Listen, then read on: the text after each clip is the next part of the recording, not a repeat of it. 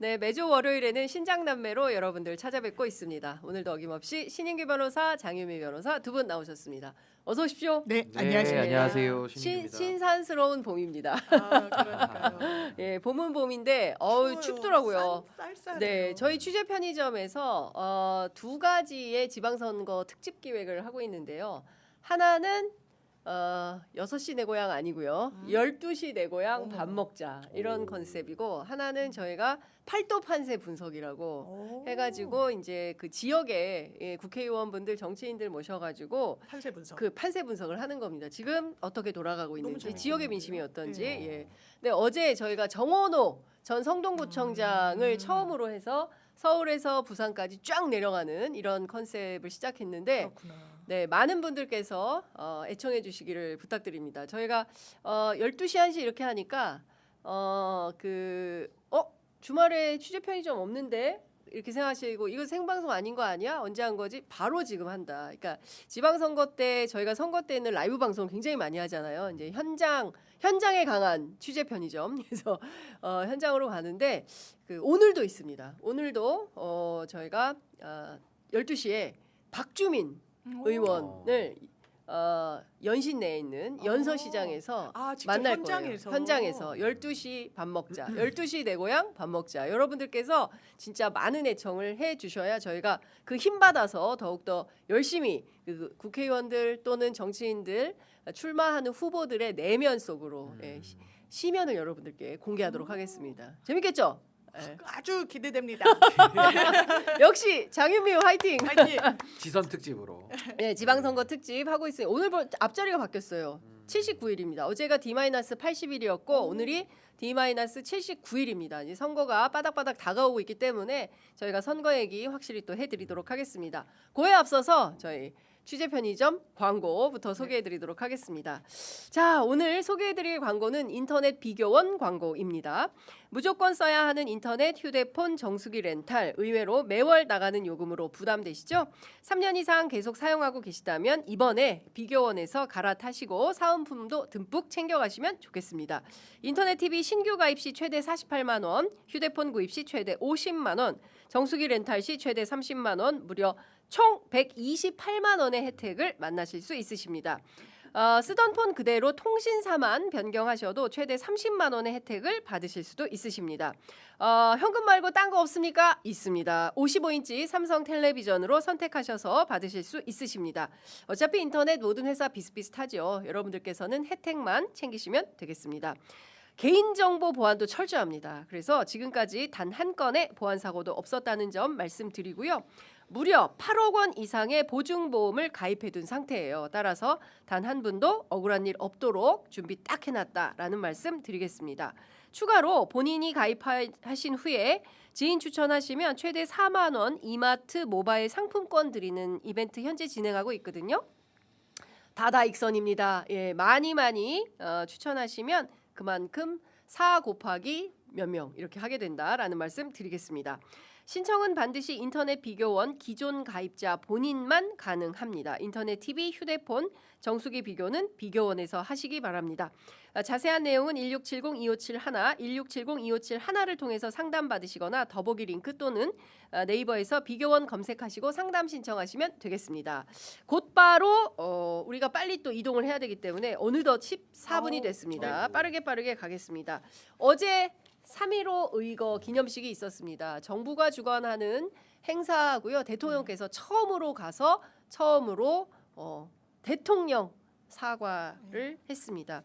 경남 창원에 있는 국립 3.15 민주묘지에서 열렸는데요. 이 기념식 혹시 보셨습니까? 저는 뉴스를 보고 음. 대통령이 처음으로 간 거예요. 네. 그리고 민주정부에서 이 부분을 국가 기념 행사로 이 등극을 했고 이게 4.19의 뿌리가 됐었던 거 바로 직전에 있었고 예. 제가 고등학교 때인가 이제 역사책을 보다가 김주열 열사의 그 시신 사진을 보고 아유, 너무 끔찍해서 충격적이죠. 그래서 제가 그러니까 민주주의는 되게 여러 국가가 다양한 모습을 드러내는데 독재는 되게 유사한 온화한 모습으로 수렴된다는 걸 이제 여러 해외에서도 이런 걸 보면서 느꼈는데 단 이게 국가 폭력에 청년이 완전 청소년이 희생되면서 그렇습니다. 완전 국민 감정을 예. 이제 영리를 건드린 거고 대통령이 정말 역사상 처음으로 그 자리에 함께 하셨다는 거에 큰 의미가 있고 대통령이 사과했습니다. 그 당시에 이 희생되신 분들 근데 앞줄에 앉아 계신 어느 노인분께서 눈물을 엄청 훔치시 우시더라. 그래서 제가 너무 마음이 이제 좀 움직이더라고요. 예. 아 이게 정말 이제 민주당이 해야 될 일을 하는 예. 한 상징적인 단면이다 그렇습니다. 이렇게 생각했습니다. 그 역사 앞에 우리가 정말 네. 역사 앞에 우리가 충실해야 된다고 생각을 하는데요. 이재명 대통령이 바로 그 본보기를 보여주시는 게 아닌가 싶어요. 3.15 부정선거 여러분들 다 기억하실 거고 그리고 뭐 우리가 이제 역사적으로는 제주 4.3부터 시작해서 3.15 민주의거 마산에서 마산 네. 앞바다에 주열이 시신이 떴을 네. 때 그 통곡했던 그 수많은 물론 부모님을 포함해서 뭐 이런 얘기들이 막 이제 역사에 나와 있지 않습니까? 이제 그런 측면에서 보면 빛의 혁명에 이르기까지 그 어느 순간 우리 국민들이 독재 민주주의를 위해서는 가장 먼저 앞서서 싸웠다. 그 역사의 증거들 앞에서 정말 겸손하게 우리가 또 이어받아서 가야 되지 않나 싶습니다. 신 변호사님은 어떻게 보세요? 네, 저도 뭐 과거를 잊은 민족에게는 이제 미래가 없다라는 말도 있는데 결국에는 이 부정선거에 격렬하게 또 저항했던 우리 또 선조들의 이런 희생 덕분에 또 우리가 지금 이 민주주의를 누리고 있는 거고 네. 최근에 그 윤석열 내란을 진압했던 이 응원봉의 행렬도 결국엔 그 뿌리가 있는 거 아니겠습니까? 결국에는 3.1운동부터 시작해서 우리가 임시정부 법통을 계승하고 있고 그렇습니다. 그 이후에도 여러 그 우리 국민들의 목소리들이 모아져 왔던 하나의 그 사건이 이 3.15 의거로 우리가 볼 수 있는 건데 당시에 이런 국가의 어떤 폭력과 여러 가지 잘못된 일들에 대해서 그동안 국가는 사과하는 데 상당히 좀 게을렀던 것도 사실인데 어제는 대통령님께서 직접 또 메시지를 내시고 또 머리를 숙이면서 네. 또 국가를 대신해서 사죄를 하다 보니까 아마 유족분들 입장에서는 상당한 위로를 또 받으실 수 있었을 것 같고요. 명실상부하게 이제 대한민국이 정말 그 응원봉 정신으로 더 거듭나는 그런 계기를 네. 우리가 마련한 거 아닌가 싶습니다. 그렇죠. 그러니까 과거에는 사실 유혈 민주화 운동이라고 이제 3.15 의거를 그렇게 평가를 하는데요. 이게 쭉 진화하면서 사실은 그 2016년에 있었던 촛불혁명 그리고 2024년에 있었던 빛의 혁명 때는 무혈 절대로 엄청나게 질서 정연하게 평화적으로 야, 전 세계에 이런 나라 없다라는 평가를 받을 정도로 그래서 우리가 노벨 평화상 후보에도 이렇게 오르게 된 거 아니겠습니까? 네, 그런 측면에서 보자면 추천이 된 거죠. 네, 그런 측면에서 보자면 이 소중한 민주주의를 우리가 또 어떻게 계승 발전시킬 것인가에 대해서는 좀 더 심도 깊은 논의가 필요해 보인다 생각하고 과거에 이제 이승만 전 대통령에 대해서 공과 과를 잘 우리가 판단하고 평가할 필요가 있다라는 말씀도 함께 드리겠습니다. 댓글창에 그런 내용이 많아가지고 저희가 전달을 좀 드려봤고요. 우리가 이제 중동과 파병 문제에 대해서는 앞선 민주당 의원 두 분의 의견을 많이 들었기 때문에 국내 정치 얘기를 좀 적극적으로 해보도록 하겠습니다. 자, 이정현 국민의힘 공천관리위원장이 다시 돌아왔어요. 네, 다시 돌아왔습니다. 이게 참 국민의힘이 참 재밌는 정당이에요. 왜냐하면 대체로 이런 거는 사퇴하면 끝이거든요. 당연하죠. 절대로 그 백은 없어요. 근데 다시 백을 했어요. 그러면서 이분이 무슨 얘기를 했냐면 열심히 하겠다 앞으로 그런 입장을 밝혔습니다. 어떻게 보세요? 그러니까 옆 동네 정당. 약속 대련처럼 보이는 부분도 어, 있죠. 사실은 사실 나 이제 안 해라고 하고 잠수 탔을 때 진짜 안 할 거라고 전망하는 사람들 많지 않더라고요. 국민의힘 내부에서도. 왜냐하면 뭐 대안도 없을 뿐만 아니라 지금 장동혁의 대리인으로서 관철해줄 사람이 또 없거든요. 물론. 이게 뭐 대구 이 공천을 두고 공간이 내부에서 엄청 이 갈등이 있어가지고 이제 그만둔다고 엄포를 놨다 뭐 이런 이야기도 나오는데 그 내부 사정을 아주 정확히는 알 수 없겠습니다만 일단 그런 이야기가 나오고 있고 아주 어떻게 보면 주호영 컷오프를 두고 뭐 이렇게 갈등을 겪었다는 거 아니겠습니까? 지금 네. 흘러나오는 얘기는 그러니까 다시 돌아왔을 때 뭘 하겠냐? 기득권 내려놓으라고 엄청 얘기를 하면서 현역 프리미엄 다 없애고 자기 세력 구축하려고 하는데 선봉에 있었잖아요. 그 작업을 할 거예요. 네. 그러면 주호영만 날릴 것이냐 아니면 추경호 같이 날릴 것이냐 이진숙을 어떻게 또 공천할 것이냐와 관련해 가지고 또 어떤 그림짜기가 있을 것 같고 전혀 도움되지 않는 네. 그러니까 일부 민주당 분들은 이정현 잘 돌아왔다 이러는 거 아니겠습니까? 그렇군요. 방금 전에 국민의힘 공관위에서 김영환 충북지사를 컷오프했습니다. 이정현 위원장이 이번 결정은 한 사람에 대한 평가의 문제가 아니라 정치 변화의 문제다라고 지적을 하면서 지금 국민의힘이 국민 앞에서 보여줘야 할 것은 안정에 머무는 정치가 아니라 스스로를 바꾸는 정치, 스스로를 흔드는 정치를 해야 된다. 이 결단은 충북 하나로 끝나지 않을 거다. 기득권 공천이 아니라 국민 눈높이 공천, 관성의 정치가 아니라 변화의 정치, 미래의 정치를 향한 공천 혁신을 앞으로도 이어가겠다. 칼을 빼들었습니다. 어떻게 보세요? 저는 이제 공천 혁신 저런 단어 너무 남발하고 있는데 혁신이 아니라 이제 신혁이라고 불러야 되는 거 아니냐. 거꾸로 하고 있어요. 거꾸로. 신혁? 혁신도 혁신을 아니면서 반대로 혁신을 하니까 하니까 반대로 신혁을 한다. 내용적으로는 신혁 같은 정말 그 이상한 행동과 이 언어가 맞지 않는 네. 이런 오류를 지금 보여주고 있고요. 무엇보다 이번 그 이정현 공관위원장 사태는 하나의 투정이죠. 그러니까 이제 나 안 해. 하니까 또 다시 또 꽃가마 띄워가지고 다시 제자리에 또 앉혀놓고 네. 힘을 부여받는. 그러니까 굉장히 좀 빈곤한 정치를 하는 거죠. 네. 결국에는 공관위원장은 모든 정권을 가지기 때문에 공관위원장이라고 우리가 부르는데 네. 스스로 나 정권 다 있다 이런 얘기를 하고 다닌다는 것은 네. 본인 스스로 정권에 대한 확신이 매우 빈약한 거 아닌가 그런 예. 생각도 들고 무엇보다 지금 뭐 충북지사 뭐 잘라내고 이렇게 하는데 예. 당연히 잘 하는 거죠. 근데 음. 문제는 뭐냐면 사급수를 밀어내고 폐수가 들어온다면 그러니까 사급수를 밀어내는 거를 잘했다라고 하려면 최소 3급수, 예. 2급수, 한 1급수 정도는 돼야 되는데 예. 이거는 지금 4급수 빼고 폐수가 들어오니까 아, 아마 뭐 누구 공천할지는 모르겠지만 저는 이제 충북지사 후보로 예. 거의 폐수급의 후보들이 전 들어올 걸로 보거든요. 지금 여기 밀어내면 다음 타자는 윤석열 내란숙의 변호인 폐수. 폐수. 예. 그러니까 5폐수가 윤곽근 들어오면은 변호사를 공천하기 위한 사전 정지 작업이다. 아니 그러니까 윤곽금 폐수를 아니더라도 네. 누가 들어오더라도 장동혁 계열의 네. 코드가 맞는 인사가 올 거기 때문에 결국에는 앞차 빼는 건 좋아요. 저도 네. 뭐 김영환 지사 잘못했죠. 당연히 코드프라고 예. 저도 생각하는데 그 저기 누구죠? 오송 참사만 생각하면 진짜 그러니까 피가 말도 안 되는 피꺼서 원래도. 피꺼서. 말도 뭐 그때 예. 술도 혀로만 마시고 그러니까. 목구멍으로 안 넘겼다 이따위 소리 했던 분인데 참 기가 막혀. 그러니까 저는 이거 김영환을 잘라냈다 그래가지고 우리가 공천 아까 제가 신혁이라고 얘기한 게 혁신이 아닌 거예요. 네. 근데 마치 그런 모양은 보이면서 다음에 올 사람이 더 오폐수다. 네, 좀 오폐수다. 의미가 없는 거죠 사실은. 어떻게 보세요? 역시 너무 뭐 좀 비유가 서사가 있나요? 예, 서사가 아니라 너무 명징하다. 그러니까. 귀에 딱딱 꽂히고 그러네.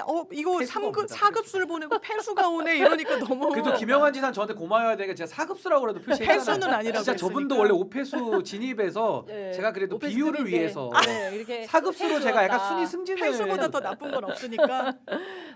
근데 그 가능성이 매우 높아 보입니다. 그러니까요. 이게 자르고 그러면 예. 더막 뉴페이스 이러는데 그쵸. 예. 정말 병풍으로 세우는 청년들은 사실상 돌려막기였었고 예. 뉴페이스라고 하면서 지금도 오세훈 안 하면 뭐 우리 신동욱도 있고 안철수도 있고 이게 뉴페이스라는 거예요. 이 뉴페이스는 그냥 장동혁 체제를 엄호하는데 본인이 하나의 용병으로 기능하는 사람들을 그 들러리 세우겠다라는 거 이상도 이하도 아닌 거예요. 네. 지금 국민의힘이 공천 이렇게 하는 게 어떻게 혁신입니까? 퇴행이죠. 그리고 어떻게 뉴페이스예요? 그냥 자기네 친이들을 조직하는 거죠. 그러면서 당적도 아마 박민영 미디어 대변인 그 연임한다고 뭐 이렇게 또 네, 나오기도 네, 네. 하고 그러니까 당내에서도 쇄신 혁신 어떤 이런 목소리를 전혀 담아내지 못하고 있는 게 장동혁 체제고 그리고 혁신 선대의 이야기가 나오지만 이거 물러설 수 없는 거예요. 장동혁 대표는 그걸 물러설 가능성이 1도 없고 그러니까 뭐 공동 선대위까지는 할 수 있다 이런 이야기도 나오지만 네. 장동혁의 이 그립감은 자기가 이 당원들을 모집하고 배가하고 이랬던 부분에 성과가 있는 거예요. 네. 이 나쁘지만 국민의힘의 전반적으로는 그렇기 때문에 그걸 놓을 리도 없고 놓칠 수도 없다. 네. 이런 생각합니다. 자, 그러면 이 기세를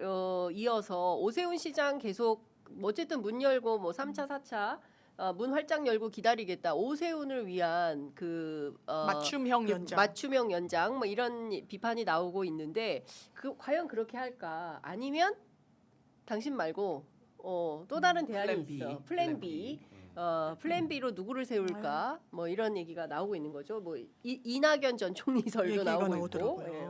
아니 근데 공천이라는 게 말 그대로 공직 후보자 추천의 줄임말인데 네. 공직이라는 게 사적인 게 아니잖아요. 그렇습니다. 근데 공직 후보자 추천을 이렇게 사사롭게 할 수 있는가? 먼저 그런 생각이 들고요. 이게 원래 공천이라는 거는 나름의 뭐 경선이나 어떤 경쟁의 요소가 있기는 합니다만은 네. 지금 국민의힘은 경쟁이 아니라 지금 내전을 벌이고 있잖아요. 그러니까 서로 이제 총구를 서로에게 대면서 네가 쏠래 내가 먼저 쏠래 지금 이러고 있는 상황인 것이고 네. 결국에는 오세훈 현직 시장도 뭐 본인이 지금 어떤 경쟁력이나 어떤 민심에 대해서 당 내에서는 상대적 우위가 있을지는 모르겠으나 네. 어차피 나오면 지금 떨어질 수밖에 없는 운명이거든요. 음흠. 그렇기 때문에 사실 오세훈 시장도 뭐 당선을 위한 몸부림이라고 하기보다는 역설적으로 이 패배에 대해서 내가 책임지지 않겠다라는 몸부림으로 보여요. 그러면서 서로 이제 이 지선 패배를 상수로 놓고 이 패배의 책임을 누구에게 돌릴 것이냐, 누구에게 책임을 씌워서 그 다음 당권 8월달에 열릴 당권 여기도 뭐 아마 비대위 오고 바로 당권 할 것 같거든요. 그렇겠죠. 임기 못 채울 것 같거든요. 네. 그러면 그 차기 당권을 누가 가지고 가서 그 다음에 공천 누가 먹느냐, 음. 요거 싸움을 지금 먼저 하고 있는 거예요. 그렇습니다. 얼마나 어처구니가 없습니까? 지금 보면 그 8월 당권이 굉장히 중요한 이유가 28년 그 공천 국회의원 공천권 때문에 그야말로 피 터지는 피튀기는 거죠. 지금 내전 피 중이에요. 터지는 내전 중을 이제 네. 내전을 벌이고 있는 건데요.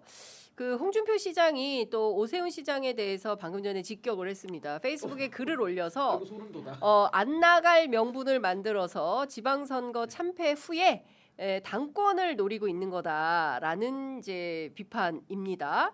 선사 후당 정치는 몰입의 정치라는 거를 알아야 할 텐데 야. 이렇게 얘기를 했고요.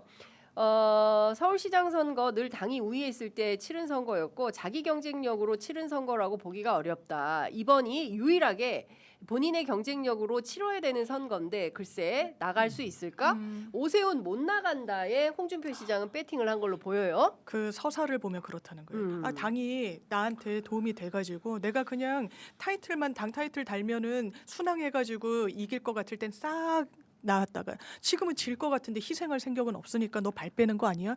이건 오랜 기간 오세훈이란 정치인을 지켜본 사람의 일갈인 거에서 네. 굉장히 무게감이 있다고 생각하고요. 지금은 장동혁 체제에 대한 어떤 문제 의식에만 조망하지만 그걸 조금 더 앞으로 앞당겨서 지금까지 밟아왔던 행적을 보면 이거 꽃가마만 태워주길 바라는구나. 그러니까 당내에서도 나경원 의원, 전 나경원 의원의 어떤 평가 같은 거에는 대다수 동의하지 않지만 너 징징대지 마. 너 꽃가마 태워달라는 거야? 꽃길 걷겠다는 거야? 막 저격을 하잖아요. 네네. 이게 당내 평가가 이렇게 야박한 이 정치적인 네. 어떤 이 인생을 살았다라는 점이 하나에 좀 와닿는 부분이 있고 네. 그러니까 지금도 장동혁 비토를 내세우지 마라. 너 이거 어렵잖아. 근데 그럼에도 불구하고 안 나올 수가 없을 것 같아요. 당권을 위해서라도 네. 지금 안 될 것 같으니까 발을 빼기도 하지만 이룬 성과가 있어요. 처음에는 오세훈 컷오프한다는 얘기 있었어요. 그리고 복면가왕으로 해서 망신 주려고 했던 거 아닙니까? 새몰이 해가지고 네. 1대1로 붙어서 너 한번 그냥 해봐라. 그게 장동혁의 마음인 거죠. 제거하고 싶으니까. 네. 당권의 경쟁자를 계속 없애왔으니까.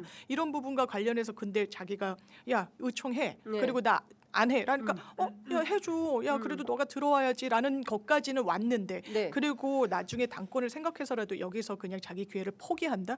지는 길을 안 걷는다라고 했는데 당원들한테 평가까지 받을 수 있다. 그건 더 어려운 거죠. 네. 어떻게 보세요? 오세훈 시장의 선택은 근데 이게 일단 홍준표 시장은 고장난 시계 2번은 맞는데 오늘 2번 중에 한 번인 것 같고. 두 번 중에 한 번이다. 그거 이제 꼭 얘기해줘야 됩니다. 네. 하고 결국 오세훈 시장은 이게 이제 가드불가 기술이라는 가불기라는 말이 있어요. 그러니까 무슨 말이냐?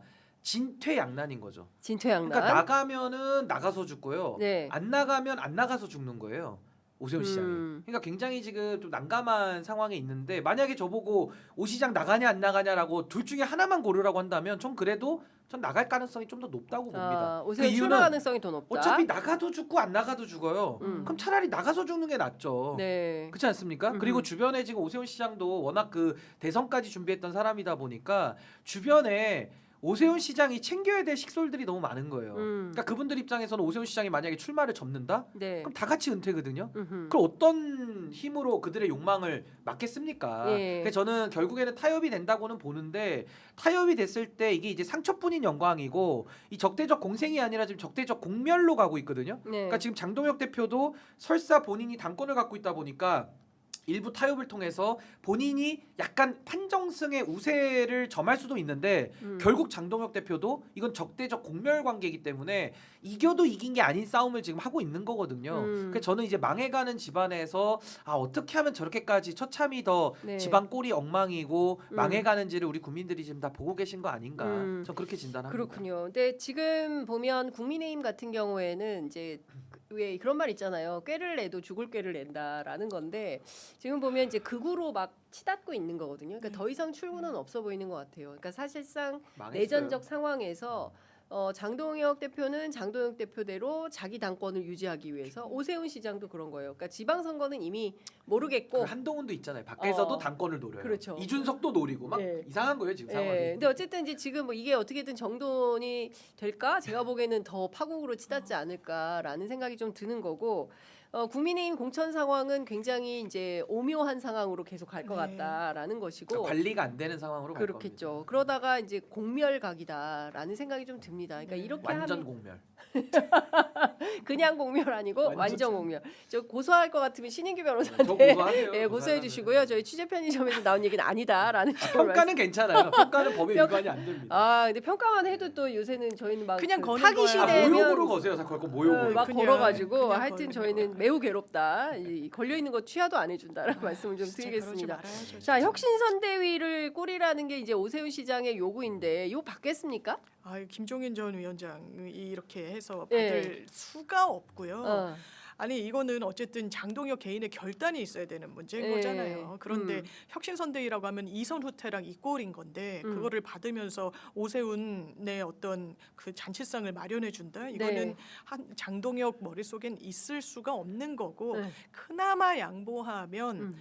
뭐 유승민 전 의원 대표 이야기도 나오더라고요. 네, 네, 그래서 네. 이제 공동선대위 정도 이야기도 나오기는 하는데 음흠. 그것도 성사될 리 저는 없다라고 생각하고 그렇죠. 지금 아까 앞자리가 바뀌었다고 말씀 주시잖아요. 일단 일관성 있게 밀어붙이는 것도 당이 해야 되는 숙제 중에 하나인데 네. 여기서 뭘 바꾸고 메이크업 한다고 그게 또 어떻게 되겠냐. 갈지도 모르는 상황에서 이선 후퇴를 한다. 그건 그러니까 어렵습니다. 이게 네. 문제가 뭐냐면 네. 당권 때문에 지금 이 지경이 된 거 아니에요? 그렇죠. 근데 그 당권을 내놓으라고 하니까 내놓겠습니까? 그러니까 이게 생각을 1분만 해보면은 말도 안 되는 상황이라는 건 누구나 알 수 확인할 있는 수 거예요. 있죠. 근데 예. 지금 오세훈 시장도 참 제가 보면서 안타까운 게 뭐냐면 지금 본인의 행태가 마치 무슨 대접받으려고 하는 것처럼 보여지잖아요. 그러니까 결국 정치라는 게 국민들 앞에 정치인들이 빚을 갚는 도구로서 기능을 해야 되는데 마치 무슨 맡겨놓은 거 받으러 온 채권자처럼 네. 보여진단 말이에요. 그렇죠. 그러니까 이런 것들이 좀 오세훈 시장에게도 별로 좋지 않다라는 예. 생각이 들고 또 하나는 요구 사항이 너무 엉뚱해요. 음. 아니 혁신선대위라는 게 뭔데요 개념이? 아니 원래는 공천관리위원회에서 공천을 끝내고 네. 그 다음에 선대위원장을 모셔가지고 그렇죠. 선거를 치르고 예. 지도부는 이제 상시 소프트홈으로 하는 게 우리 선거의 프로세스인데 네. 아니 공천도 지금 관리가 안 돼가지고 당이 이 지경인데 여기서 그럼 지도부한테 사실은 물러나라는 말이 안 먹히니까 약간의 우회로를 짜가지고 장동혁 뒤로 나가. 그렇죠. 그러면서 혁신선대위 운운하는 거니까 이런 식의 이상한 해괴한 개념을 만들어 오면 이게 관철이 되겠냐는 겁니다. 네. 그리고 선대위원장 누가 오면은 혁신입니까? 뭐 다시 또 안철수 의원 또 와야 돼요? 혁신하면 안철수인데?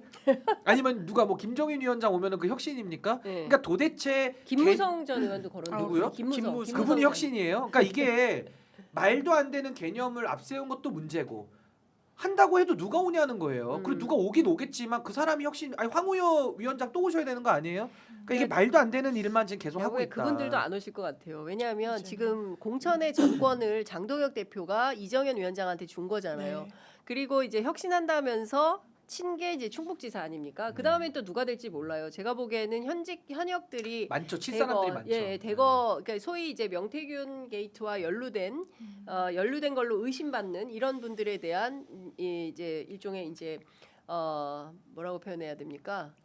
그 명태균 묻은 그렇죠. 정치인들 그런 그러니까 사람들에 이제 명분을 대해서 갖고 치는 거죠. 그렇죠. 네, 예, 치겠죠. 칠 것 같아요. 이제 그렇게 되면 그 자리에 누가 오느냐가 중요한데 말씀하신 대로 상당한 오페스급에 해당하는 분들, 그러니까 극우적인 그런 그 판단을 갖고 있는 분들이 온다면 이걸 과연 혁신이라고 할 수 있겠냐라는 비판에 직면할 수밖에 그리고 없다. 진짜 혁신적인 사람은 저 당에 안 갑니다. 그럴 그냥 것 밖에서 같아요. 혁신을 하지. 맞아요. 왜 저기 가가지고 그 오페수 드글드글 하는데 요만큼이라도 상식이 있는 정치인이라면 안 가죠. 거기 가기가 굉장히 가죠. 어려워요. 아니, 이름을 지금 뭐 일단은. 혁신에 뭐에 뭐 아무리 미사여구를 붙여줘도 예. 누가 가냐고요. 그렇죠. 거기에 안 가죠. 또 이것 좀 여쭤보도록 하겠습니다. 조국 혁신당 조국 대표와 한동훈 전 대표 간의 SNS 설전이 치열합니다. 한동훈 전 대표가 자신을 발탁한 건 윤석열이 아니라 대한민국이다 이렇게 주장을 하니까 조국 대표가 오야붕 꼬붕 관계였을 뿐이다. SNS 설전 일본 말이 너무 많이 나와가지고 옮기기가 민망한 우리 수준이에요. 방송에서도 안 쓰는 안 말인데, 쓰는 말인데. 저 빵꾸 났다고 썼다가 한번 이런 말 쓰면 안 된다고 그랬었는데 예. 아니 저는 근데 이 말이 어이가 없었어요. 저를 발탁한 건 윤석열이 아니라 국민입니다. 이런 말장난이 어디 있습니까? 대한민국. 국민의힘도 아니고 대한민국. 대한민국. 예.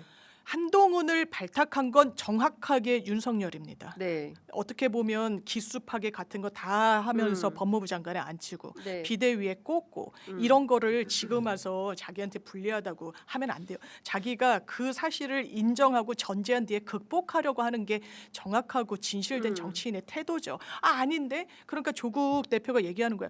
너 윤석열이 죽이겠다고 하는 거 알고 나서부터 태세 전환한 거잖아. 그때는 꼬북 역할 했던 거 맞잖아. 그러니까 거기에 대해서는 말을 못하고 딴 네. 걸로 막 공격을 하는데 이게 저는 진짜 한동훈 입으로 정치하는 정치인의 한계다라는 생각이 들고요. 네. 이 부분과 관련해서 스타일 정치한다라는 인상을 지울 수가 없고 지금도 뭐 부산 사직구장인가 뭐 가고 네. 그랬다면서요. 그냥 간을 보는 거예요. 부산이랑 무슨 연고가 있습니까? 거기서 근무 몇 년 했더라고요. 부산의 해서 재보궐 출마 결심? 저는 해석을 저는 했다고 보는데 그렇게 거슬리는 것 같아요. 조국이 눈에 거슬리는 거야. 네. 조국 오면 떨어질 수도 있을 것 네, 같고 네. 안 될 수도 있을 네, 것 네. 같고 눈에 거슬리고 어. 이러니까 그리고 뭐 지금 그럼 뭐 부산에서 조국 대 한동훈 대전? 저는 있을 수 있다고 어, 봐요. 가능성이 그리고 있다. 군산에 나가는 건 너무 어색하고요. 군산은 조국 대표가 어색하다. 제 예. 개인적으로도 예. 부산은 아주 마초하니 본인이 부산 출신이고요. 네. 그런 어떤 이력과 관련해서는 한동훈이라는 정치인과 게임이 안 되는 거고 예. 그리고 본인이 거물급이니까 부산에서도 밀어줄 명분이 좀 있지 않나 어허. 생각해서 저는 한번 붙어봤으면 좋겠다라는 어떻게 생각도 생각하세요? 뭐 글쎄요, 부산 뭐 대전. 지금 한동훈 전 대표 입장에서는 뭐 상당히 이상한 이야기들 지금 하면서 뭐 대한민국이 나를 임명했다. 뭐 말 같지도 않은 얘기라 제가 평가하기도 참 평가하기조차 싫고. 어렵다. 아니 말이 안 맞으니까 평가를 할 예. 수가 없어요. 이상한 얘기라서 예. 희한한 얘기고.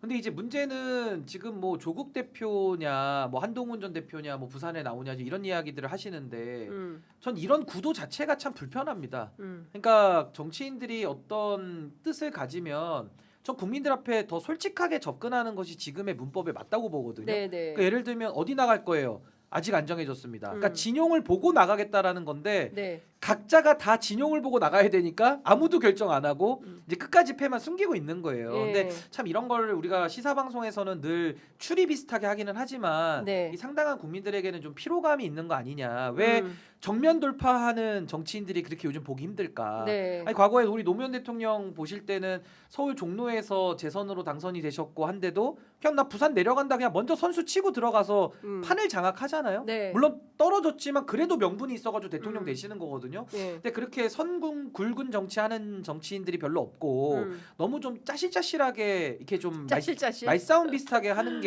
좀 예. 저는 보기가 좀 안 좋고 네. 또 하나는 우리 이제 고장난명이라는 게 있잖아요. 박수도 소리가 마주쳐야 난다고. 저는 조국 대표가 굳이 지적 안 해도 한동훈 전 대표 저렇게 이상한 소리 하는 거 이제 국민들이 다 알거든요. 네. 그러니까 공지의 사실이거든요. 그래서 저는 이런 식으로 대립구도를 만들면 기사 한 줄이 더 나갈 수는 있겠지만 네. 저는 그것이 지금 조국혁신당이 지지율이 2% 정도 나오는 상황에서 당 지지율을 올리는 데는 전혀 도움되지 않는다. 네. 조국혁신당의 의원들도 많은데 당 대표잖아요. 그럼 무게감도 있고 좀 선이 굵은 정치 내지는 본인의 거취에 대해서 오히려 더 정면 승부를 하는 이런 얘기를 더 많이 하셔야지 한동훈의 저런 말 같지도 않은 얘기에 자꾸 붙어가지고 기사만 나가는 것은 언론 보도량만 늘릴 뿐이고 저는 본질적으로는 조국 대표에게도 이건 별로 도움이 안 좋은 된다. 저는 구도는 아니다. 그리고 두 분이 알겠습니다. 어떻게 결정하시든 빨리 결정하셔가지고 국민의 심판을 선택을 한번 받아보시는 예. 게 저는 훨씬 낫겠다. 그런 생각이 알겠습니다. 듭니다. 앞서 제가 오늘 이제 D-79 네. 앞자리가 바뀌었다고 했는데요. 민주당도 본격적인 지방선거 예비 경선에 돌입을 한 걸로 보입니다. 어제 보니까 경기도지사 온라인 합동연설회를 하던데요. 오파전이죠. 그 중에서 지금 사실상 김동연 현 지사와 추미애 국회 법사위원장 양강 구도다. 이제 이런 언론의 분석이 있습니다. 어떻게 전망하세요? 짧게. 저는 너무 경쟁력 있는 분들이 민주당에 많이 모이고 있죠. 외부 분들뿐만 아니라. 그러니까 되는 판이니까 민주당에는 경선이 진짜 결승전이에요. 굉장히 네. 뜨거운 것 같아요. 그래서 정청래 대표가 이제 예. 여러 차례 언급했지만 헌정사상 유례 없이 우리 빨리 질서 정리해가지고 예. 4월 20일까지는 네. 어떤 후보들을 준비하고 채비하고 어떤 음흠. 공약 준비하는지 국민들께 보여드릴 수 있게 하겠다. 그리고 사무공천하겠다. 낙하산, 그 부적격자 이런 거 싹 다 걸러내고 본인 기득권 내려놓고 하겠다는 그 연장선상에서 엄청 속도를 내는 거예요. 그럼 네. 국민들이 많이 보시잖아요. 아 경기도를 위해서 누구는 어떤 보관을 갖고 있고 누구는 어떤 청사진을 갖고 있냐. 국민의힘 뭐 하고 있습니까? 이거 기본적으로 상대 평가예요. 네. 그런데 누군가는 정책을 이야기하고 누군가는 암투를 이야기한다면 어떤 선택이 국민들 앞에 놓여져 있겠는지. 그리고 진짜 대구 경북 분들은 이번에 진짜 사랑의 회초리 내리셔야 됩니다. 자, 그 대구 경북 같은 경우에는 지금 김부겸 전 총리 출마설이 지역 매체를 통해서 보도가 좀 예. 됐는데요. 관련해서 저희가 추가로 확인해서 보도할 수 있는 내용이 있으면 좋을 것 같은데 오늘 아침에 전화는 안 받으시더라고요. 그러시군요. 예, 전화를 안 받으셔서 제가 이제 계속 받으실 때까지 전화를 해보도록 하겠습니다. 기자들이 집요합니다. 그런 게 네, 있죠. 그 안 놓습니다. 한번 물면. 네. 자, 그리고 지난 13일에 이재명 대통령이 국립의전원법 통과에 감사를 표하면서 박주민 의원의 X를 공유했습니다. 작년에 정원호 전 청장만 띄워주는 거 아니야? 라는 좀 섭섭함, 서운함을 그 표했던 민주당의 여러 주자가 있었는데요. 이번에는 또 공개적으로 박주민 의원 쉽지 않은 일인데 의료개혁 성과에 감사드립니다라고 그 X에 글을 올렸어요. 오늘 저희가 박주민 의원과 함께 12시 내 고향 밥 먹자 컨셉에 나오는데 박주민 의원 어떤 모습일지 가히 상상은 됩니다. 네. 어떻게 보세요? 아니 뭐 이제 굉장히 뭐 경선 후보들은 지금 하루하루가 상당히 좀 긴장 상태일 것이고 네. 또 당원들과 국민들의 선택을 받으면 이번에는 이제 본선에서는 상당히 좀 어느 선거에 비해서 네. 좀 더 결선이 더 수월한 이제 이런 선거를 하고 있기 때문에 이제 경선이 좀 치열하게 갈 수밖에 없고요. 사실 이재명 대통령께서 어떤 뭐 특정인들에 대해 가지고 가끔씩 이렇게 칭찬도 하시고 격려도 하시고 하는 거니까 전 이걸 가지고서도 또 너무 또 후보들끼리 너무 과열될 필요는 없을 것 같고 네. 또 박주민 의원도 보건복지위원장으로서 또 나름의 역할과 기여를 해냈기 때문에 이제 대통령께서도 그 노력 한 부분에 대해서 평가를 한 것이니까 또 선거는 선거대로 상대방보다 뭐 누가 더 크다 작다 이런 얘기하는 것보다는 네. 본인들의 비전과 가치 그걸 어떻게 서울을 변화시킬까에 대한 그런 구체적인 내용들을 가지고 한번 좀 멋진 일합을 겨루는 것이 훨씬 더 후보 경쟁력을 높이는 데 더 도움이 되지 않을까 네. 싶습니다. 어제와 오늘 이틀에 걸쳐서 이재명 대통령이 더불어민주당 초선 67명을 만납니다. 이제 어제 그 초선 의원들을 만났는데요. 제가 아침에 일찍 전화를 돌렸더니 대체로 몇 분을 제외한 나머지 분들은 전화를 안 받으셔서 보니까 기자들하고 전화하지 말라 이런 메시지가 당 지도부에서 있지 않았을까라는 생각이 좀 드는데 방금 전에 몇 개 매체에서 단독 보도가 나오고 있습니다. 물론 어제 머니투데이가 처음인데요. 머니투데이에서는 여초선 만난 이재명 대통령 검사들이 다 나쁜 건 아니지 않느냐 이제 이런 입장을 피력했다는 것이고요. 뒤이어서 방금 전에 JTBC 단독 보도로 나온 것은 이재명 대통령 투쟁적 개혁 말고 실용주의적 개혁하자. 초선들한테 집권 여당의 자세를 당부했다 이런 보도가 나와 있고요.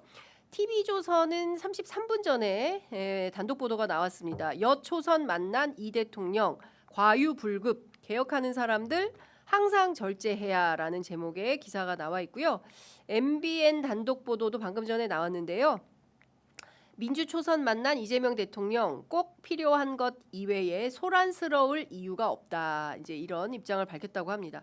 저도 취재를 좀 했어요. 그래서 오늘 아침에 몇몇 그 초선 의원들한테 전화를 돌려보니까 그동안 그 해왔던 이재명 대통령의 그 스탠스, 그 이제 뭡니까 늘 발언하던 바대로 이를테면 이제 검찰 개혁 필요하고 중요하고 또 나보다 더 큰 피해자가 어디 있냐 이제 이런 관점에서 근데 첫 술에 배부를 수 없는 것이고 일단 개혁을 시작을 했으니 요 스탠스 요 안대로 19일 이번 주 목요일에 있는 그런 그 저 뭡니까 본회의. 본회의에 뭔가 필요한 거 아닌가 이제 요런 맥락으로 해석을 함직하는 게 좋겠다라는 의견과 어떤 의원님은 이런 얘기를 하시더라고요. 그 선배 정치인과의 대화 같은 느낌을 받았다. 그러니까 대체로는 약간 교장 선생님 훈화 말씀처럼 이렇게 정치를 하는 것이 좋다. 그리고 정치를 할 때 항상 이제 스피커가 있어야 된다. 그러니까 화력이 좀 있어야 본인의 이제 정치 내용이 잘 전달이 된다. 뭐 이런 얘기도 했다는 것 같고요.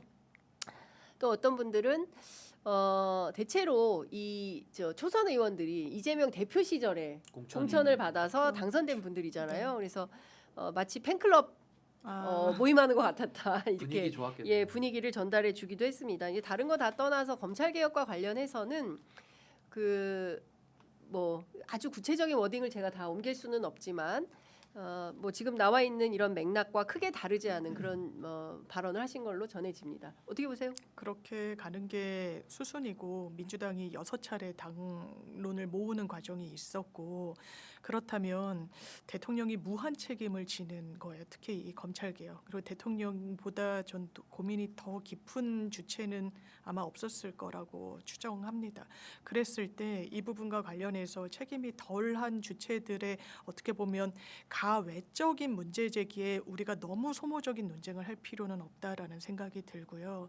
이 길이 여기까지 왔을 때 이번 주 목요일이 사실상 데드라인이에요. 그리고 정부안과 관련해 가지고 여러 논의가 있었고 가장 핵심인 또 보안 수사권과 관련해서는 한 번 더 깊숙이 논의를 하기로 좀 유보를 해놓은 상태입니다. 그렇다면 이 목요일 날 처리되는 이 검찰 개혁안 중수청법인 거죠. 이 부분과 관련해서 어떤 말 그대로 전권 송치를 한달지 뭐 수사 개시 통보를 하는 게 어떻게 보면은 완전히 검찰에 뭔가 이 기득권을 유지해 주는 거랄지 이런 우려는 사실 과도하다고 평가되는 부분이 많다는 게 법조계 의견인 부분이 있고요. 이 길을 가봐야 됩니다. 그리고 단 한 번도 흔들리지 않은 원칙이 이 와중에 있었어요. 그건 수사기소 분리입니다. 이건 민주당이 단 한 번도 흔들리지 않았고 그걸 해냈어요. 그 안에 여러 강론과 관련해 가지고 너 검찰 아직도 못 믿어? 이렇게 나이브하게 굴 거야? 이거는 이제 감정적인 거고 정교하고 세밀하고 치밀하게 해야 되는 부분이 이제 집권 여당의 몫인 거고 지금까지 이 길을 걸어왔다. 목요일 날 마침표를 찍는다 이렇게 말씀드립니다. 네. 그리고 저도 사실 검찰 개혁의 그 목소리를 내시는 분들의 제가 마음은 이해를 하는데 결국에는 이재명 정부 들어와서도 규제 합리화 위원회라고 이름을 쓰잖아요. 규제 개혁, 규제 철폐 이거 규제 가지고 혁신 아니고. 예, 이거 가지고 극단적으로 대립을 해왔는데 이제는 이재명 정부는 실용에 기반을 해서 필요한 규제를 알맞게 한다. 국민의 삶을 위해서. 그게 이제 합리화라는 말에 다 녹아 있는 거거든요. 그럼 지금도 검찰 개혁 이걸 쓰고 검찰 폐지, 검찰 악마화로 가는 것이 맞느냐? 아니면은 무턱대고 개혁하지 말자. 그거 아니거든요. 결국에는 필요한 검찰 개혁을 제대로 하는 것이 필요하다라는 것인데 전 이 얘기를 저 개인적으로도 지금 6년째 똑같은 얘기를 외치고 있습니다. 결국에는 특수부는 억제하고 형사부는 부양시키는 거. 이게 원래 검찰 개혁의 목표였는데 문재인 정부 때부터 특수부를 부양하고 형사부를 억제하는 방식으로 하다 보니까 윤석열 괴물이 나오고 지금 개혁을 또 해야 되는 상황이거든요. 근데 지금도 여전히 과거에 좀 교조주의 형태를 떴던 분들이 나름의 극단적인 논리를 계속 피고 있기 때문에 이게 진도를 지금 못 나가고 있어서 저는 대통령님께서 입장 바꾼 거 하나도 없습니다. 제가 100일 기자회견 때 그 문구도 제가 그대로 외우고 다니는 게 논치전 감배예요. 논리적으로 치밀하게 전문적으로 감정을 배제하자.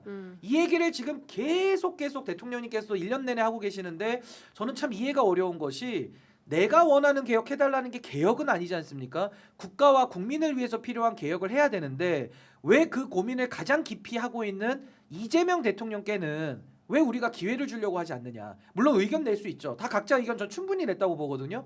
그럼 이제는 결정을 해가지고 다음 단계를 넘어가야 되는데 여전히 지금까지도 이재명 정부는 잘못됐다.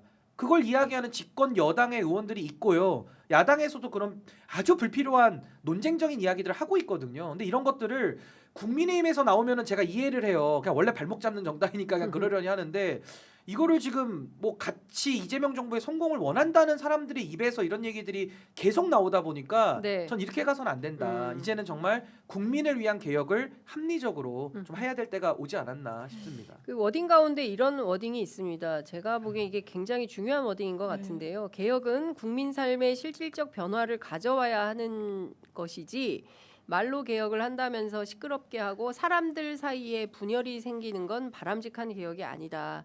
조용하게 국민의 삶이 바뀌면 그게 개혁이 아니냐 이렇게 발언했다고 TV조선 단독 보도로 나와 있는데요. 저는 분열이 계속 촉진되는 방향은 매우 부적합하다고 생각합니다. 그러니까 사실 검찰 개혁에 대해서 누구 하나 반대하는 사람은 없다고 맞습니다. 생각을 하고 이 개혁이 그러니까 제도 개혁 저는 인적 청산 제도 개혁이 항상 병행되어야 한다고 생각하고 제도 개혁만으로 다 이룰 수 없고 인적 청산만으로도 다 이룰 수 없다. 맞아요. 이것이 잘 믹스가 되어야 좀 그리고 일단 가고 그다음에 안 되면 또 다른 개혁을 해보고 뭐 이런저런 방향이 필요한데 저는 이 분열에 대통령이 방점을 찍고 계시는 거 아닌가 지금 워낙 이게 극단적으로 갈라져 있어서요.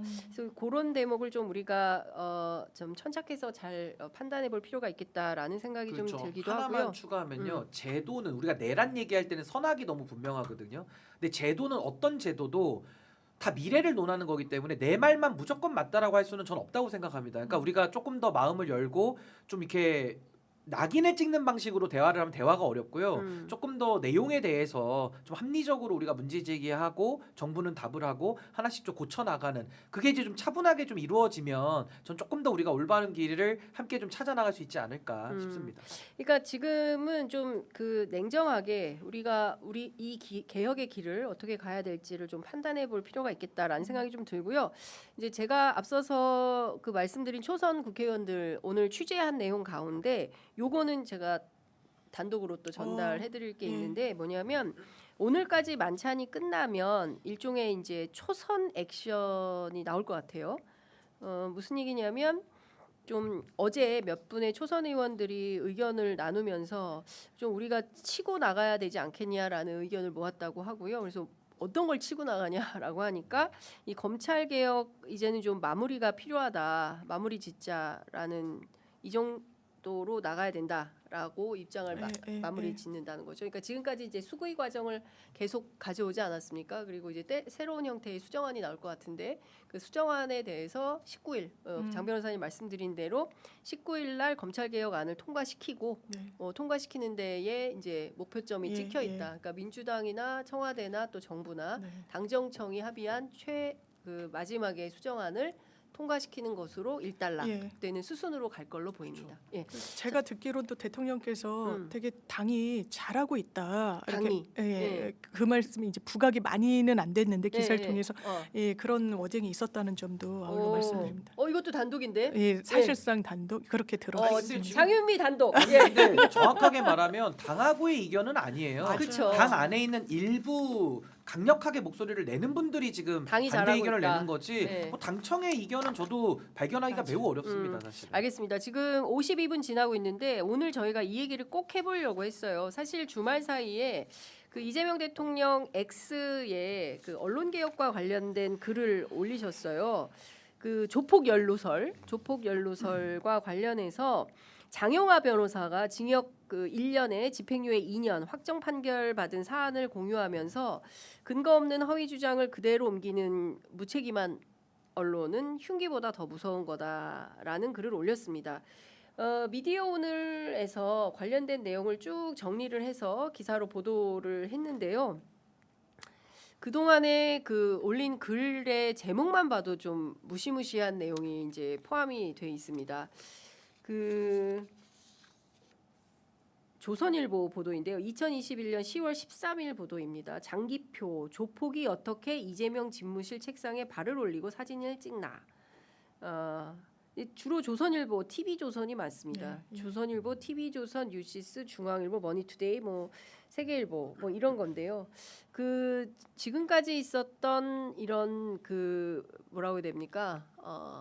인격살인에 해당하는 보도들 이 부분에 대해서 우리 언론이 전혀 책임지지 않고 그냥 묻고 넘어가 버리는 네. 이런 행태에 대해서 진짜 전직 바로 언론인이자 지금 네. 법조인 현 법조인인 장유미 변호사님 어떻게 생각하세요? 왜냐하면 저는 이게 본인들 입맛에 맞았기 때문에 검증에 소홀했다고 생각합니다. 최소한 일방적인 그런 주장이 있으면 그 주장 자체를 뭐 쓰는 스트레이트 기사도 있죠. 그런데 거기에 대해서 반박하거나 반론하거나 다른 취재를 했는지 저 의문이에요. 그러면서 그래 조폭 살아온 길이 거치니까 여기에 하나 더 이런 이미지를 얻는 게 정치에 그냥 개입하는 거 아니겠어요? 언론이 이런 부분과 관련해 가지고 그러면 이 사람 너무 악의적이라고 집행유예 실형이 선고된 거예요. 그러면 뭐라고 언론은 그때 자기가 주장했던 거 우린 썼을 뿐인데 우리가 무슨 책임이야라고 하는 건 언론일 수가 없는 겁니다. 언론이 아닌 거예요. 그리고 그 맥락은 국민들이 판단한 거야. 독자들이 너네 입맛에 맞아서 검증을 일부러 안 했지 그걸 더 키웠지 제목에서 마치 뭔가 모종의 연결고리가 있는 것처럼 했지를 이제는 사람들이 알고 있는 거예요. 그러니까 외면받는 거예요. 이젠 더 이상 이런 행태를 하면 안 되고 구조적으로 제도적으로 이런 부분도 더 이상은 발붙이지 못하게 설계해야 된다고 생각합니다. 네, 그 미디어 오늘이 104개 주요 언론사의 뉴스 분석 시스템인 빅카인즈를 쫙 분석을 해봤더니요. 2021년 10월 18일부터 2022년 3월 9일까지 대선 당일입니다. 그러니까 그 윤석열이 당선됐던 그 대선 당일이죠. 그때까지 이재명 조폭 키워드가 들어간 기사는 모두 1,811건이었습니다. 주로는 김용판 네. 김용판 전 그 대구의 경찰 출신 국회의원이죠. 김용판. 김용판 의원의 이제 워딩을 그 인용하는 보도였어요. 뭐뭐라며 뭐뭐라고 했다. 그러니까 일종의 이제 저희가 언론인들이 부르는 따옴표 저널리즘. 받아쓰기. 그렇습니다. 네. 받아쓰기라고 할 수가 있겠죠. 이재명 조폭에게 20억 받아. 그 이재명 그래서 의원 면책 특권 제한해야. 이재명 보스 조폭 진술서 공개. 뭐 이런 식의 이제 사실 다 사실이 아닌 뭐 이런 걸 다 옮기는 것 자체가 2차 명예훼손이 될 수도 있을 것 같아서 다 올릴 수는 없을 것 같은데요. 그 사실은 이 박철민이라는 사람의 그 주장을 그냥 받아서 쓴 건데 이런 행태는 지금도 계속되고 있다고 봐야 됩니까? 그러니까 뭐 그때가 이제 대선 때인데 2021년도 한창 네. 대선으로 뜨겁게 경쟁을 할 때 이제 있었던 일들인데 사실 언론의 탈을 쓰고 정치를 한 것이죠. 그래서 이제 그 경계가 허물어지고 그것도 문제지만 결국 언론으로서의 어떤 데스킹이나 책임의 기능을 하지 않고 무분별하게 허위사실 위에 올라타서 한 명의 정치인을 악마화하는 데다 그렇습니다. 합세한 거 아니겠습니까? 예. 그러니까 그러다 보니까 사실 지금 이재명 대통령께서 대통령 취임하시고 또 성과를 내고 있다 보니까 그 악마화 프레임이 이제는 다 벗겨져 가고 있는 그런 시점 아닌가. 그러니까 어떻게 보면 실력으로 이걸 다 지금 입증해내고 극복해낸 케이스인데 그렇다고 할지라도 그 잘못된 행위 당연히 바로 잡아야죠. 이거는 뭐 진영을 떠나서 뭐 보수 언론이든 어느 언론이든 언론이라는 타이틀을 달고 있다면 최소한의 팩트 체크나 확인된 보도 그리고 책임을 어떻게 이행하느냐는 너무 중요하다. 네. 그래서 저는 최근에 있었던 그 공소 취소 거래와 관련된 그 보도는요. 조선일보 여기서는 타탈 군번은 아닌 것 같아요. 제가 볼 때 그 케이스에서는 빌미를 주고 확인되지 않은 내용을 유통시킨 그 언론사와 뭐 뉴미디어이긴 합니다만은 그래 뉴미디어도 지금 청와대에다 출입을 하고 있는 언론으로서의 기능을 하고 있기 때문에 이제는 언론이면 마땅히 책임을 져야 되고 정치와는 어느 정도의 거리를 두는 상호 건강한 견제와 균형이 이루어지는 이제 그런 언론으로 우리가 이제는 나아가야 되는 거 아니겠는가. 저는 대통령께서도 이 사안 자체가 워낙 심각하게 피해를 많이 보시기도 했고 지금에 와서도 이런 언론의 책임성을 더 강조해야겠다라는 전 그런 시의성도 좀 연결되어 있지 않는가라는 네. 생각이 듭니다. 지금 보면 그때는 보면 그 조폭 연루서를 증폭시킨 주체는 미디어오늘 보도에 따르면 보수 언론들이에요. 예. 조선일보, 매일경제, 문화일보, 심지어 문화일보 같은 경우에는 10월 21일자 보도에서 이재명 조폭돈 의혹 더 구체적 폭로 충격적이다 이렇게 얘기를 했어요. 근데 더 큰 문제는 이런 보수 언론들의 주장을 그대로 받아서 당시 그 국민의힘의 원내 대표였던 김기현 의원이 박철민의 진술서 매우 구체적이다. 뭐 이 진술서의 진위 함부로 의심할 수가 없다. 상당 부분 진실이다라고 얘기를 했고 이거를 그냥 무차별적으로 네, 다 네. 전파가 된 겁니다. 언론들이 정당 출입 기자들이 다 싹 다 받아쓴 거죠. 이렇게 되면 무수한 언론 보도가 쏟아지면 이것은 허위임에도 불구하고 사실로 인지가 감당을 되는 못하는 거예요. 거예요. 회복도 안 돼요. 나중에. 그렇습니다. 그래서 이런 무차별적인 보도들에 대해서는 우리 언론도 책임감을 좀 갖고 대응을 해야 되지 않을까 싶은데 이 보수 언론들의 행태가 지금 이 순간도 되풀이 반복되고 있다면 이 부분에 대해서는 반드시 우리가 경종을 울려야 된다. 맞습니다. 예. 이 부분과 관련해서는 언론이 특정 정당과 원팀이 돼서는 안 되는 거예요. 그러니까 본인들이 원하는 기사를 키우고 돌리고 그걸 다시 받아서 이걸 정치인들이 회자시켜서 더 눈덩이처럼 키우고 나중에는 그 사람에게 잘못이 없다라고 아주 악의적인 허위 공격이었다고 결론이 나와도 그냥 야, 조폭이랑 관련된 거 아니야? 그러니까 이재명 대통령도 아니 나를 조폭이랑 관련됐다고 생각하는 분들이 지금도 계실 수 있는 거 아니겠느냐? 그렇죠. 이건 회복이 안 되는 거예요. 네. 이거 장영화가 집행유예 받은 건 왜 그럼 대대적으로 안 씁니까? 그렇습니다. 거기에 대해서는 이거 가짜 뉴스 퍼뜨렸다고 검증도 안 하고 이런 식으로 해서 실형 받았다고 왜 쓰지 않는 거예요? 네. 입맛에 맞지 않거든요. 본인들 과오가 드러나는 거거든요. 진짜 언론이 이러면 안 되는 겁니다. 네. 예. 그러니까 그 자신들의 오보에 대해서 과거에는 오보도 많이 있었거든요. 근데 네. 절대로 같은 크기로 보도해주지 않습니다. 그러니까 저 뒤쪽에 한 줄 정도 뭐 이렇게 그것도 결정이 억지로 법원에서 해서, 네. 법원에서 결정이 나야 이제 받아주는 정도인데 이제 이런 무책임한 보도 행태에 대해서는 우리가 경종을 울리고 앞으로는 이런 일이 없어야 된다라는 말씀을 좀 드리고 그리고 저는 이제 공소 취소 말씀하셨는데 제가 지난주에 이제 홍사훈 쇼 가서도 얘기를 했지만 제가 여기서는 진행자기 때문에 예, 예. 앵커기 때문에 제 의견을 세게 잘 말씀을 못 드리는 측면이 있기도 합니다만 사실은 이제 장인수 기자 전체를 다 이렇게 문제가 있다라고 할 수는 없고 이번 보도와 관련해서는 네. 어떤 책임을 질 거냐라는 것과 동시에 그리고 그 언론에 등록한 뉴스공장도 마찬가지의 이제 보도 기관이기 때문에 이번 사태에 대해서는 자사의 입장을 사고의 형태로 최소한 입장을 밝히는 게 옳다라는 게 이제 저의 판단입니다. 하여간 앵커이기 때문에 제가 세게 말씀을 못 드리고 또 다른 방송에서 네, 제 네. 의견을 또 적극적으로 피력을 하는 걸로 하겠습니다. 자, 오늘은 저희가 여기까지 해야 될 것 같습니다. 애청자 여러분 바로 나가지 마시고요. 오늘 모이신 분들이 잠시 후에 저희가 끝나자마자 바로 달려가겠습니다. 예, 연신내에 있는 연서시장에서 박주민 의원 어떤 식당에서 만나게 될지 궁금하지 않으십니까? 예. 자, 지방선거 특별기획 12시 내 고향 12시 내 고향 밥 먹자.